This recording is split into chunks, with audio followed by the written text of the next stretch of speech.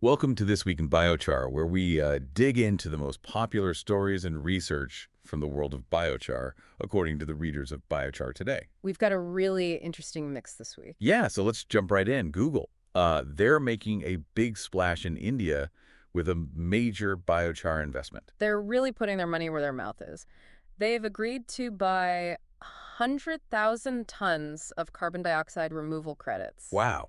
from an Indian startup called Varaha. Okay. And this is huge because it's their first such deal in India and their biggest one yet that involves biochar. So it seems like they're really serious about this. This isn't just some greenwashing PR stunt.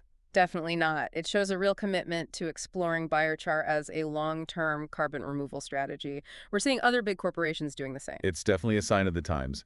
So tell me a little more about this Varaha. Who are they? What are they doing that's so special? They're an Indian startup, and they're focused on producing industrial biochar.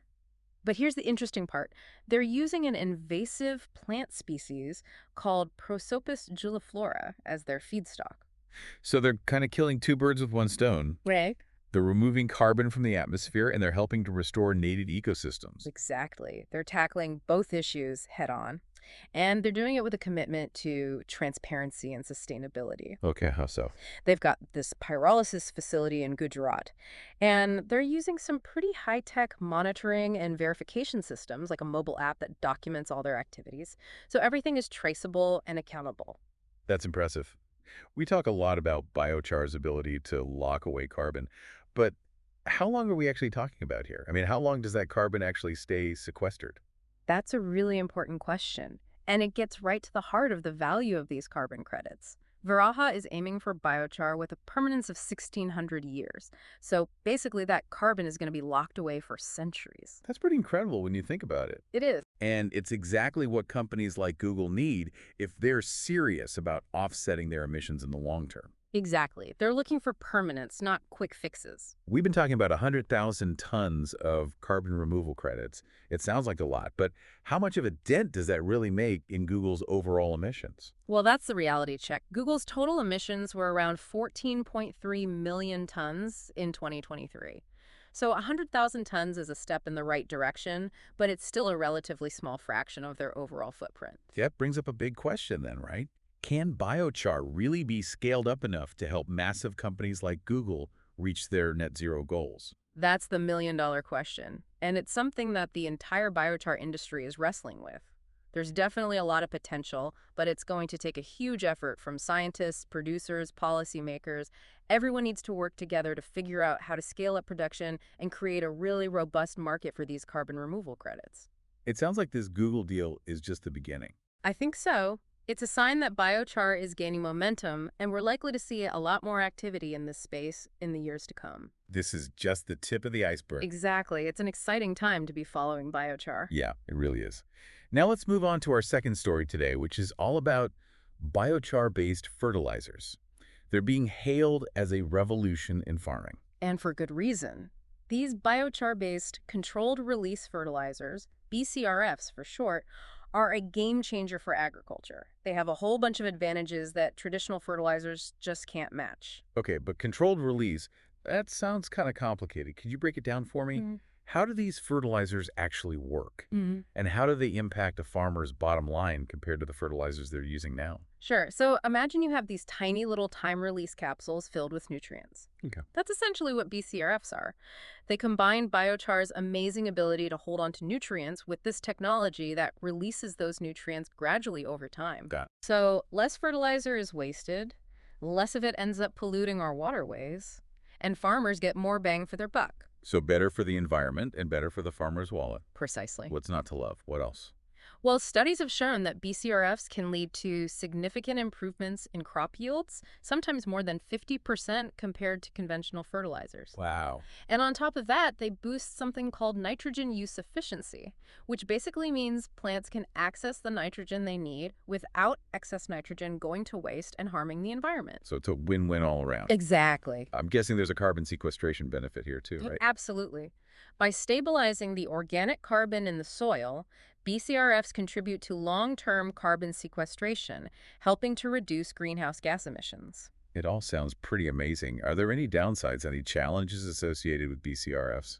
Well, Like with any new solution, there are always hurdles to overcome. One of the main challenges right now is scaling up production in a way that's economically viable. We need to figure out how to produce these fertilizers on a larger scale without breaking the bank. I bet regulations play a role too, right? Yeah, absolutely. The regulatory frameworks that are in place now need to evolve to support wider adoption of BCRFs. We need clearer guidelines and standards to ensure both quality and safety that's essential for building trust among farmers and consumers. So despite the challenges, it sounds like BCRFs have a lot of potential to really change agriculture for the better. I agree. They represent a real step towards a more sustainable and resilient agricultural system, one that can feed a growing population while minimizing our impact on the planet. That's a goal worth striving for. For our next story today, let's shift gears a little bit and talk about stormwater management. Okay, this is where things get really interesting. There's this new stormwater filter media called Char21 SW that's making waves in the industry. And biochar is a key ingredient, right? You guessed it. I knew it. So tell me, what makes Char21 SWA so special? Is it just biochar, or is there something else going on here? It's a blend of materials, each with their own unique strengths in tackling stormwater pollution. So we've got biochar, switchgrass, reactivated carbon, and calcium silica sand. Think of it like a superhero team of filtration materials. I like it. So how does this dream team work together? What makes it so effective at removing pollutants from stormwater? It's all about a multi-pronged approach, really. Each material targets pollutants in a different way.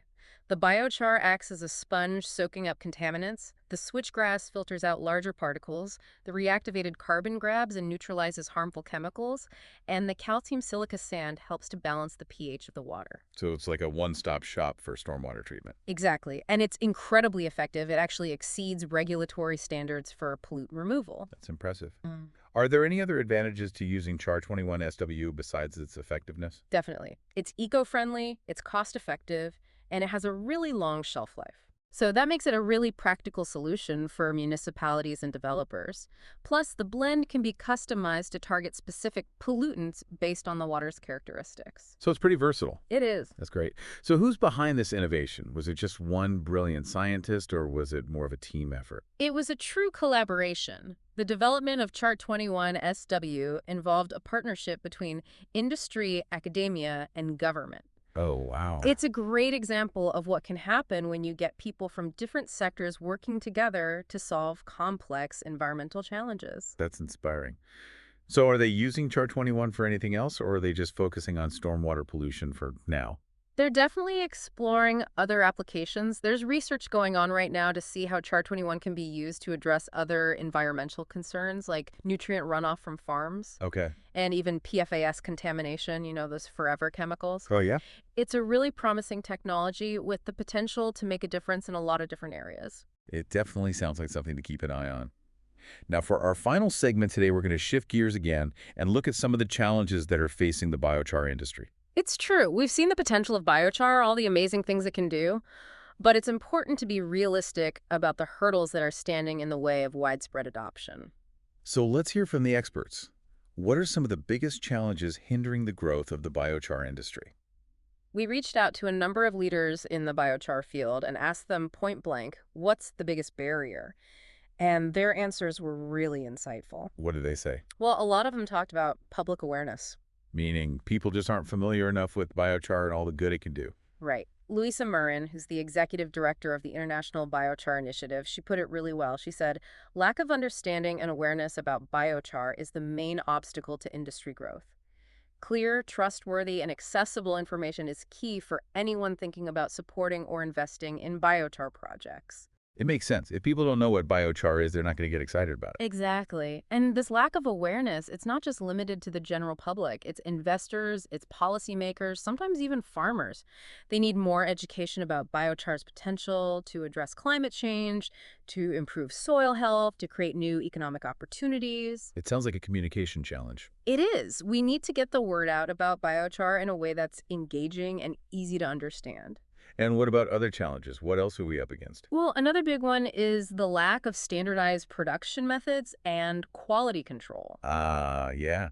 If biochar is going to be a viable solution, it needs to be reliable and consistent.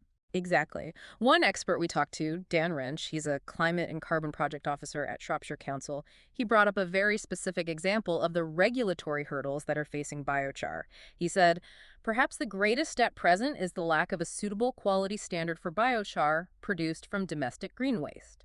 Compost produced from green waste has the PAS 100 standard, which then means it is classed as end of waste and it can be applied to farmland.